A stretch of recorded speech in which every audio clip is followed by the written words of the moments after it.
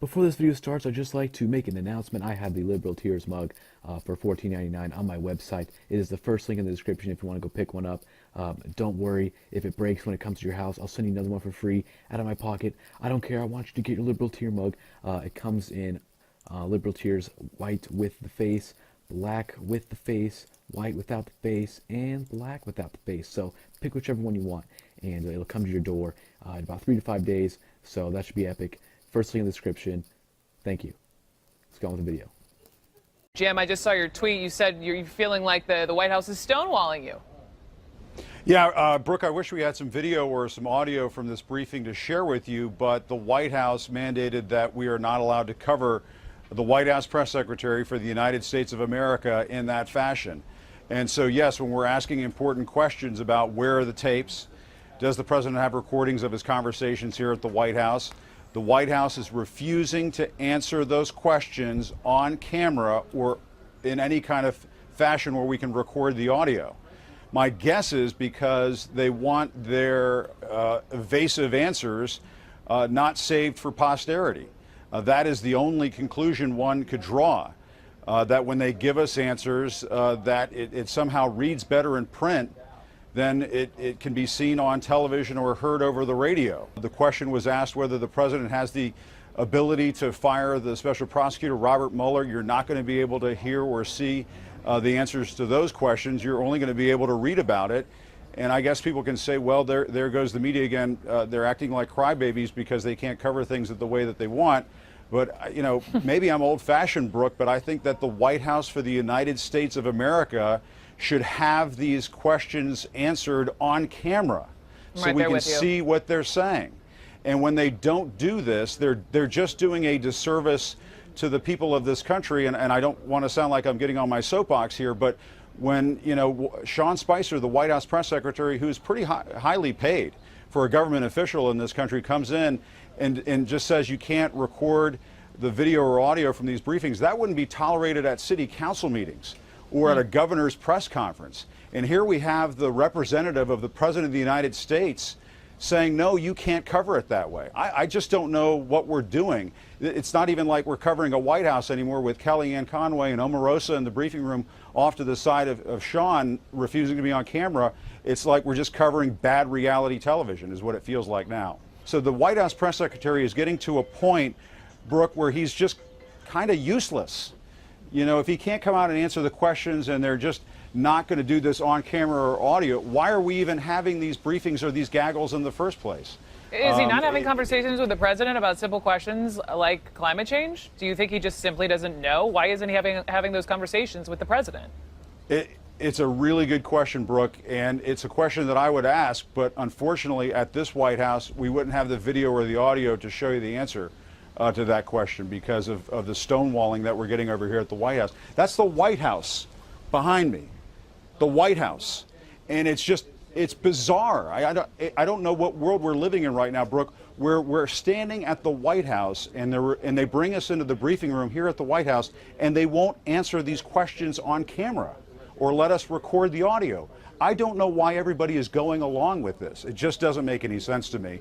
And it just feels like we're sort of slowly but surely being dragged into what is a new normal in this country where the President of the United States is allowed to insulate himself from answering hard questions. Thanks so much. Happy to take your questions.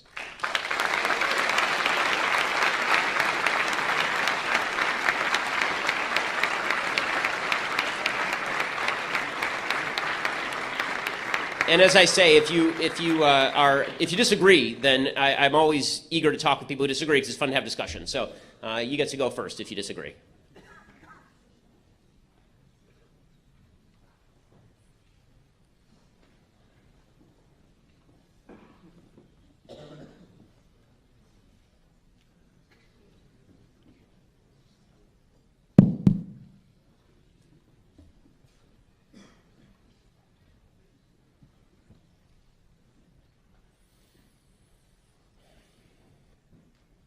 Well, I didn't expect the first one down here, but I disagree with you on a couple points, Ben. Sure.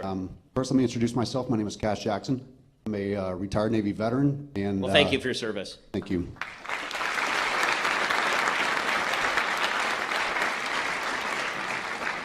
I am also intending on running for governor 2018 here in the state of Illinois. And I wanted to specifically address where you spoke about victimization and people coming from impoverished neighborhoods, that poverty wasn't kind of what you equated to for criminal activity, and that addressing crime by putting more police into these inner city communities would be the resolution to said criminal activity. I just want to challenge that thought process on a couple of points. Sure. Beginning with my personal opinion, and some of this is going to be rooted in facts and others just in my observations, That's fine.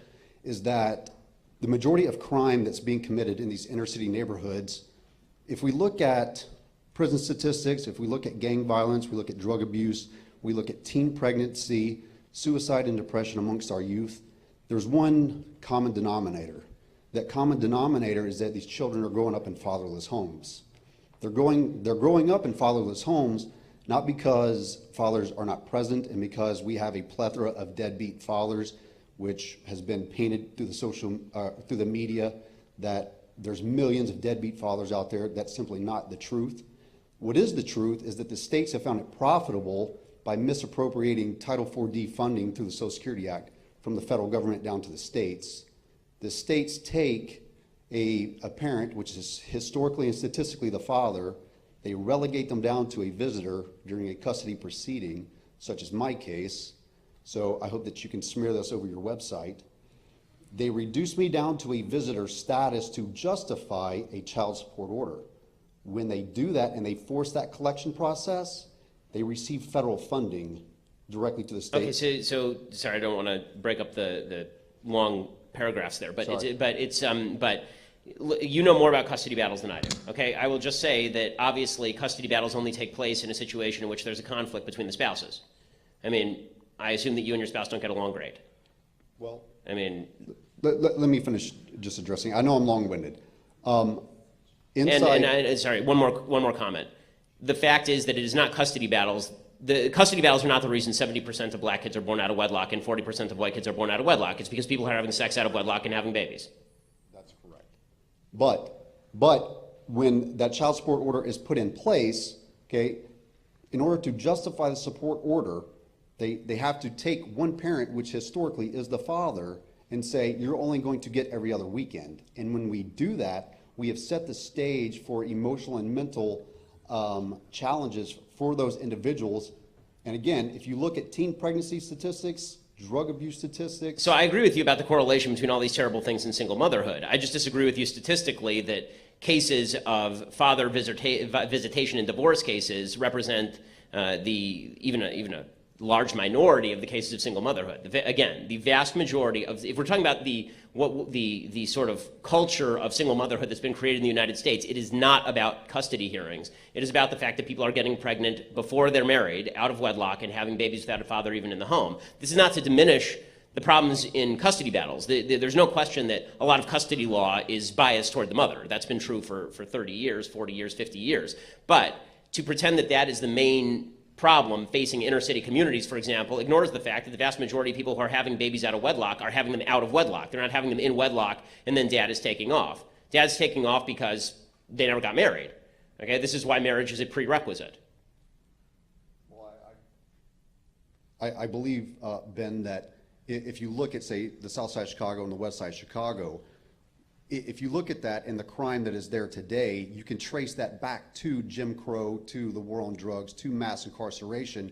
And when fathers were taken out in large numbers over a long duration, you now have set the stage where you have so many children being had out of wedlock because the family unit has broken down in these. No, the increase in single motherhood is not based in Jim Crow. Because the fact is that at the end of Jim Crow, the black single motherhood rate was 20%. Today it's 72%. Okay, so did society get more racist? How did that happen? Was it just a ticking time bomb that they left under the kitchen table? The fact is that people are having babies out of wedlock now because there are government structures in place that basically incentivize people to have babies out of wedlock, and that's the real problem.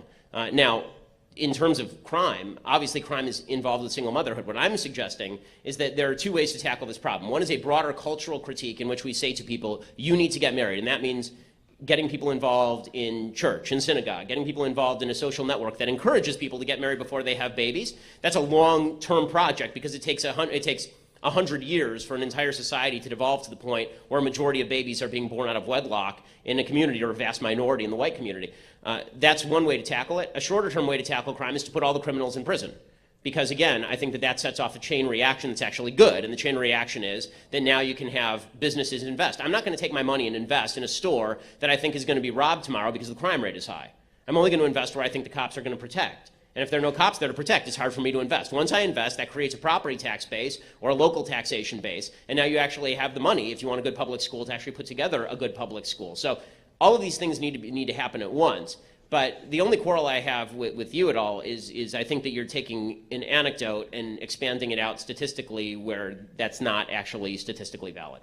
So you don't believe that the federal incentives to the states, for the states to receive federal funding based on their forced collection of child support? No, I'm not arguing with you on that. You may very well be right. I don't know enough about that to answer that question. All I'm saying is that if you're talking about child support as the lead problem in these communities, there we disagree. I'm sorry, I have to move on because there's a lot of other questions.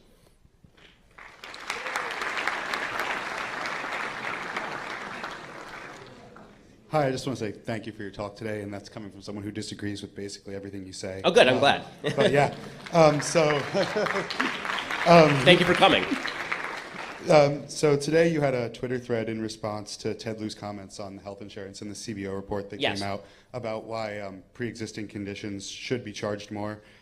For those with pre-existing conditions that become priced out of the market due to them being charged more, which I understand your reasoning behind, car insurance, stuff like that. I read the thread. Well, I mean, to reiterate my point for people who don't understand, just so if you're coming in late to this conversation, Ted Lieu tweeted something out about how it's ridiculous basically for insurance companies to charge people with pre-existing conditions more, to which I said, it's an insurance company, of course it does. I mean, every insurance company in history charges people more based on their risk profile. That's why you have risk assessors at insurance companies. So go ahead. Yeah, my question is, for the people who are priced out of the market Yes. due to that, is their only solution to go without health care? And why do you think that's an acceptable solution when most other nations have found a solution? No, I don't think that's an acceptable solution. I think what we need to do is we've trained now 3 generations of Americans to be dependent on the government to fill that gap. So there are a couple of ways that you can tackle these issues. The chief problem, and I think we all acknowledge this, is that people don't buy. Let's say that everyone were age 0 for a second. Okay, everyone was born today. How do you solve the healthcare problem? You don't really have to solve the healthcare problem because people, presumably, you train them to buy insurance when they're young. The big problem is people don't buy insurance when they're young. Now they're 60, they don't have insurance, they have pre-existing conditions, and now no one's going to cover them, right? So we all know that the problem in the future is not going to be people who are 65 because in 50 years, 40 years, 30 years, they'll be dead, right? The big problem is going to be people who are 20 who are not getting health insurance now, and then in 40 years, they have a pre-existing condition, they look for health insurance. So if we're talking about the future and the future plans for healthcare, what we need to be doing is encouraging young people to buy health insurance. Well, there are only 2 ways to do that. One is to use the government to force people to buy health insurance, and the other way is to basically have a market system that punishes people for not buying health insurance. Okay, the way you have a market system that punishes people for not buying health insurance is you make it very clear to people that there's a moral hazard involved here, that if you don't buy health insurance, that you're going to be paying more in the long run, so you'd better, pay health insurance right now and make smart decisions about it. Now, for the people who fall through the cracks, as I say, there's 2 groups now that we're talking about. There's people who are old and have pre-existing conditions, and it's too late for them. What do? They can't go back to being 20 and buy health insurance when they were healthy, right? So for those people, obviously, we have to have some sort of backup that phases out over time, right? That doesn't work the same way for a 60-year-old as it works for a 40-year-old or a 30-year-old who can buy when they're healthy, because we want to encourage those people to buy, not to be relying on government. And there I'm not against the idea of a phased-out government program based on age that helps subsidize people in pre-existing condition situations. And the other thing is that you have to have private charity pick up the slack for a lot of this stuff. And this is where I've said that I think that private charity does pick up the slack for a lot of things. I mean, Jimmy Kimmel made obviously a big to-do when he did a routine on his show in which he talked about how his baby son had been born. They took him to Children's Hospital. He had an open heart surgery. And that's why you need Obamacare. Okay, Jimmy Kimmel didn't have Obamacare. Jimmy Kimmel had private insurance. The fact is that private insurance, which covers the vast majority of the market, is still covering of pre-existing conditions because when you are employed and you have insurance, you're pooled with all the other employees of your company. That's the way it works. right? They don't charge you more with a pre-existing condition, at least in huge numbers, when you're getting it through your employer.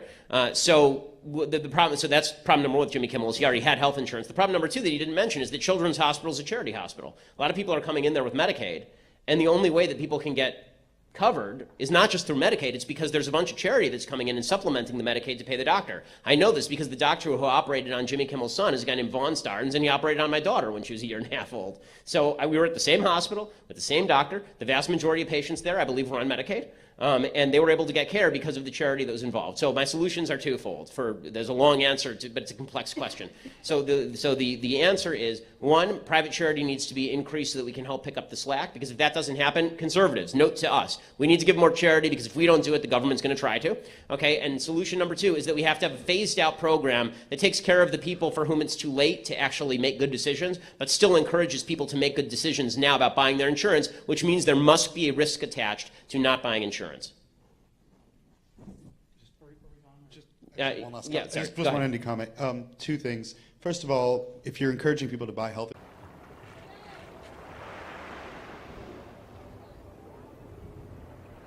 Hello, everyone. Hey, I'm just stopping by to remind you that liberals are insane.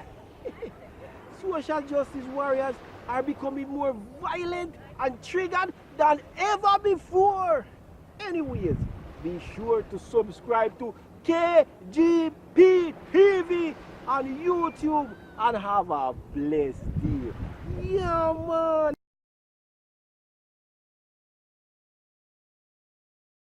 Refusing to answer those questions on camera or in any kind of fashion where we can record the audio. My guess is because they want their evasive answers not saved for posterity. That is the only conclusion one could draw, that when they give us answers, that it somehow reads better in print than it can be seen on television or heard over the radio. The question was asked whether the president has the Before this video starts, I'd just like to make an announcement. I have the Liberal Tears mug for $14.99 on my website. It is the first link in the description if you want to go pick one up. Don't worry if it breaks when it comes to your house. I'll send you another one for free out of my pocket. I don't care. I want you to get your Liberal Tear mug. It comes in Liberal Tears white with the face, black with the face, white without the face, and black without the face. So pick whichever one you want, and it'll come to your door in about 3 to 5 days. So that should be epic. First link in the description. Thank you. Let's go on with the video. Jim, I just saw your tweet. You said you're feeling like the White House is stonewalling you. Yeah, Brooke, I wish we had some video or some audio from this briefing to share with you, but the White House mandated that we are not allowed to cover the White House press secretary for the United States of America in that fashion. And so, yes, when we're asking important questions about where are the tapes, does the president have recordings of his conversations here at the White House? The White House's ability to fire the special prosecutor, Robert Mueller, you're not going to be able to hear or see the answers to those questions. You're only going to be able to read about it.